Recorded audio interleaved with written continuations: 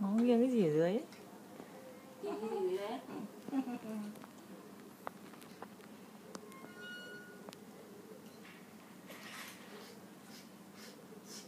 Cái rung khỏi. Chút lại con kìa. Lắc. Xích quá. Xích quá thế.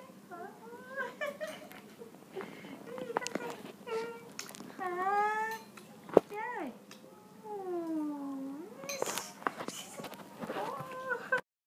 Tìm cái gì?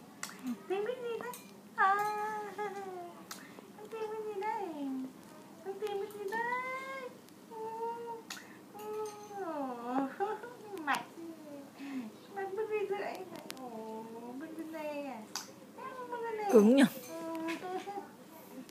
Con là thanh niên cứng. Lắc tật. Con lắc đầu cái gì đây? Đây.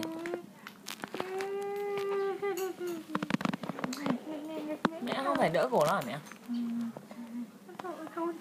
Thôi được rồi.